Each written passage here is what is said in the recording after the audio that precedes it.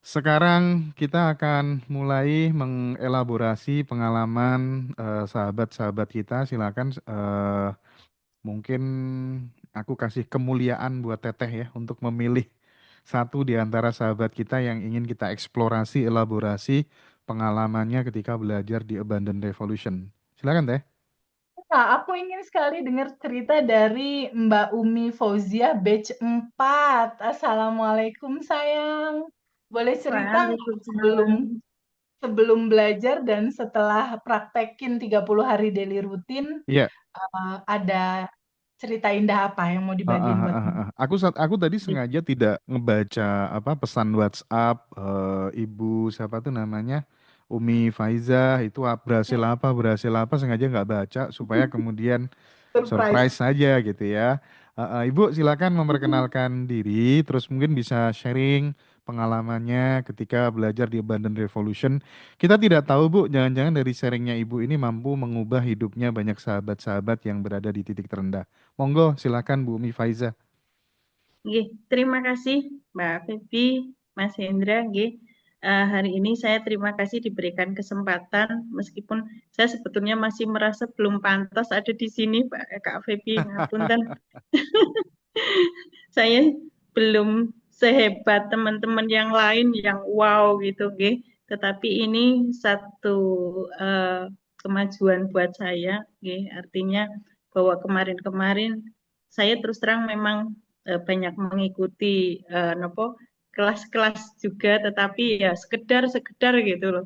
Sampai akhirnya itu saya ketemu dengan Kak Febi dan saya mulai menerapkan daily rutin, kemudian apa ya, lebih mengencangkan lagi praktek-prakteknya. Nggih. Yang jelas yang saya rasakan perubahan pada diri saya adalah eh, saya mudah sekali apa ya, bersyukur Mbak Vivi, ketika ada hal-hal kecil itu saya kadang lagi sekedar sekedar menemukan sesuatu itu saya, ya Allah, alhamdulillah saya masih diberikan kesempatan untuk mendapatkan ini. Kalau mungkin yang kemarin-kemarin saya harus bersyukur dengan sesuatu yang besar, saat ini saya bisa mensyukuri hal-hal kecil, termasuk yang hal kecil yang saya syukuri pun ketika saya menemukan, ya saya ibu-ibu itu biasanya kalau nyapu-nyapu itu ketemu uang receh-receh itu, Kak Febi, saya cium uangnya, saya cium uangnya. Ya Allah, terima kasih Engkau anugerahkan aku uang ini, mudah-mudahan uang ini bisa menarik uang-uang yang lainnya hadir di kehidupanku. Seperti itu, Kak Febi, Sewu, itu hal-hal kecil yang saya rasakan. Kemudian apa ya, saya tidak eh, menjadi orang yang percaya diri ketika ketika KVP menyampaikan bahwa 99% yang ada di diri kita itu adalah semesta yang luar biasa, yang apa ya, kadang-kadang kita merasa minder dan sebagainya, itu akhirnya kita berpasrah kepada kekuasaan ilahi itu.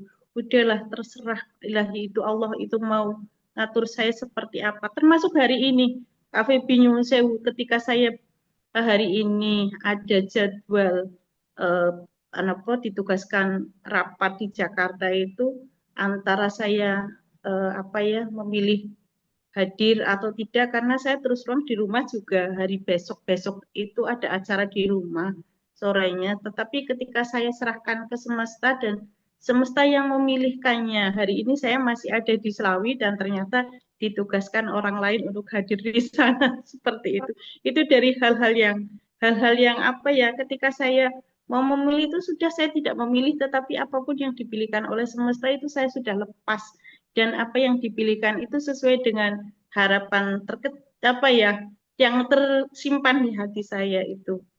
Barangkali itu, kalau kalau apa ya, beberapa hal yang ajaib menurut saya itu ajaib, meskipun belum wow itu. Oke, Saya tadi nggih, masih boleh. Ada beberapa lanjut. manifest ya, ada beberapa manifest Mas Hendra. Ya, lanjut. Manifestasi dari Ibu Umi itu ada 14 juta, 15 juta, 19 juta, dan seterusnya. Ada Widih, yang bisa ceritain Bu, ceritain nggak? ceritain Bu. Itu gimana ceritanya, Bu? eh iya, di bulan April itu kan saya menikahkan anak saya. Kebetulan kondisi keuangan saya memang belum menyiapkan, tetapi karena Bismillah niat niat karena Allah ya, sudah ada yang minang itu saya melaksanakan untuk menikahkan anak dengan keterbatasan biaya, tetapi saya sudah berserah lah, insya Allah ada jalannya. Dan anehnya itu setelah selesai acara sudah selesai, kemudian segala sesuatunya sudah diselesaikan, tidak sengaja itu saya menemukan ya mungkin itu uang saya, tetapi ketika Allah tidak berkehendak kan juga tidak akan itu ada. Itu saya menemukan di lemari saya itu ternyata masih ada sekantong uang itu, amplop. Itu masih ada sekantong amplop yang ketika saya buka itu ya Allah, eh, apa ya, kok saya merasanya sudah nggak punya selain yang sudah terhitung itu, artinya sudah selesai, itu masih ada. Kemudian yang kedua, setelah itu saya juga ngecek di rekening saya karena saya yakin itu uang sudah kepakai semua. Uang yang saya siapkan dengan jumlah yang minimal itu sudah saya siapkan semua. Pikir saya sudah selesai, sudah habis.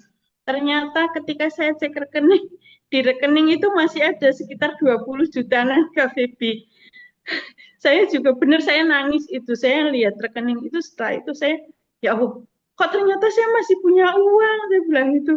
Setelah kemarin saya di kresek itu ada, karena memang saya tak dimasukin kresek itu berapa saya masukkan ke lemari gitu kan, karena di rumah tidak di gedung. Ya, jadi Mipil tak masukkan itu. Lah itu di rekening itu ada salah satu rekening yang saya cek itu, saya pikir sudah tidak ada isinya. Itu ternyata loh, kok ada uang yang ternyata belum saya pakai. Di pikiran saya itu sudah saya ambil semuanya yang di rekening tersebut. Itu satu. Dan yang terakhir mungkin ini juga saya nggak tahu, kalau tadi Kak Febi cerita tentang hebatnya, ajaibnya kata-kata ini. Saya ini setiap minggu kalau sempat itu saya ngajak anak Kak Febi untuk bilang, mau kemana Bu? Saya mau jalan-jalan nengokin sawah. Katanya anak saya, sawahnya siapa Bu? Nggak tahu. Saya bilang, loh kok bukan sawahnya Ibu, kok ditengokin? Saya bilang, ya kali aja suatu saat jadi sawah Ibu. Saya bilang gitu Kak Febi. Tahu nggak? Saat ini ternyata itu adalah sawah bengkok desa Kak Febi, dan saya jadi PJ Kadisnya Mbak Febi. Keren, keren, keren. Sumpah itu serius tuh. Serius, Bu. Iya, iya, saya itu ngomong itu nggak asal ngomong aja. Sampai sampai anak saya tuh tanya kalau saya nggak keluar, kok Ibu nggak nengokin sawah gitu loh. Dan ternyata sawah itu adalah sawah milik Bengkok Desa, dan saat ini saya per Oktober kemarin juga ditunjuk sebagai PJ Kepala Desanya, Mas. Jadi kadang-kadang ya kok apa yang saya omongkan kok kejadian gitu loh. Jadi itu mungkin termasuk yang kemarin saya sampaikan ke KPB, saya nggak tahu hari ini Allah sedang memberikan nikmat yang luar biasa. Selain jabatan saya di pemerintahan saat ini, saya juga diamanati jabatan yang setara dengan saya di kepala bidang. Mantap. Dan saat ini diberikan amanat lagi sebagai PLT bidang yang lain. Jabatannya banyak ya. Jadi PLT bidang yang lain, ditambah lagi penjabat kepala desa.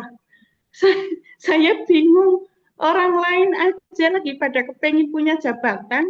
Nah, saya yang nolak-nolak, mana dipaksa katanya, ini perintah.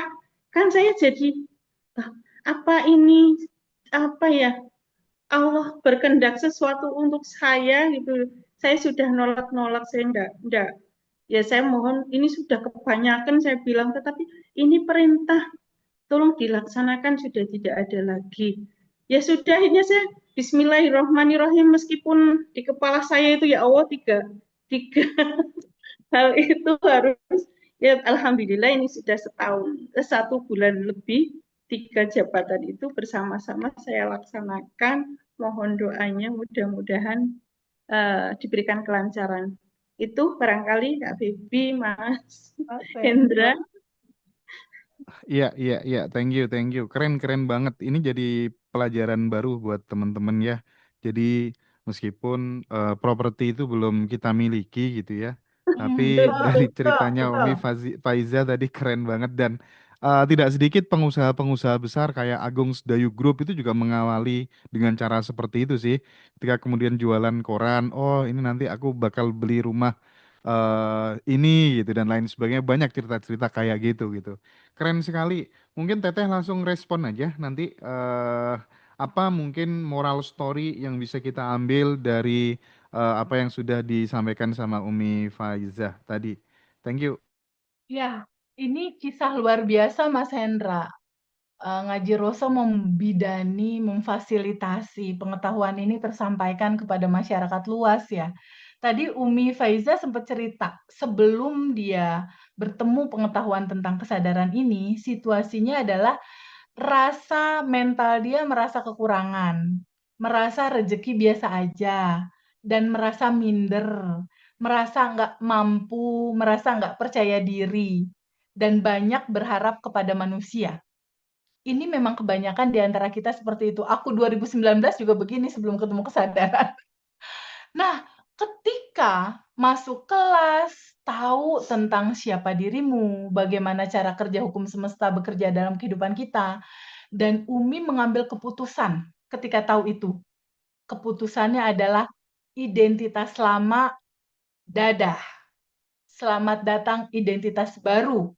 Nah, ketika identitas baru dia pilih, ada sebuah konsekuensi atas pilihan kan, Mas? Bener nggak? Daily rutin dijalanin. Nah, ketika daily rutin dijalankan, yang dijalankan sama Umi adalah sadar nafas syukur. Dia bersyukur, bahkan dapat koin yang kecil aja dia bersyukur. Sekecil itu dia syukuri terus. Lalu dia memperbaiki banyak hal, termasuk yang paling seru itu ketika Umi sudah sadar nafas syukur menjadi rutinitas, lalu berikutnya rutinitas juga dia sending love ke seluruh lini ring satunya dia. Dari mulai memaafkan diri sendiri, orang lain, sending love ke orang lain, rilis juga dijalanin, dan ditutup sama sebuah kesempurnaan, Mas Hendra. Tabungan semesta juga dijalanin sama Umi. Ini udah satu paket lengkap sih kalau menurut aku. Kenapa pada akhirnya Umi melewati fase kemudahan rezeki ini masuk dalam nominal-nominal tertentu, 14 juta, 15 juta, 19 juta, 5 juta, dan seterusnya. Ini karena memang dalemannya udah berubah dalam identitas yang baru. Ketika identitas baru penuh syukur, identitas baru tubuhnya apa-apa sending love terus, identitas baru ketika ada yang nggak nyaman dia melepas, identitas baru tubuhnya dibawa dalam aliran tabungan semesta dialirin terus. Itu sih udah nggak aneh sih kalau jabatannya bisa jadi ada lebih dari satu. Itu udah sebuah konsekuensi logis gitu, yang semesta pasti akan memantulkan situasi dan kondisi yang berbeda dari realitas sebelumnya, Mas Hendra. Iya. Karena memang sebuah keputusan dan Umi Faizah mengambil keputusan itu dengan komitmen menjalankan daily rutin yang merubah habit dia menjadi daleman data yang baru. Kuncinya ada di situ, Mas, Iya, sebetulnya. dia beliau Umi Faizah udah menjadi dulu gitu ya kira-kira ya. Jadi Betul. sudah memantaskan diri dulu, melayakkan diri dulu. Wadahnya udah dibangun dulu, baru kemudian semesta mengisinya gitu ya. Sampai Betul. rangkap PLT 1, 2 dan seterusnya gitu. Oke, keren banget. Mudah-mudahan tetap mempertahankan integritasnya, beliau sehat ya. Dan ini menjadi inspirasi buat Amin. banyak orang gitu ya. Thank you ya, makasih banyak ya Umi Faiza ya. Terima kasih, Oke. sama-sama.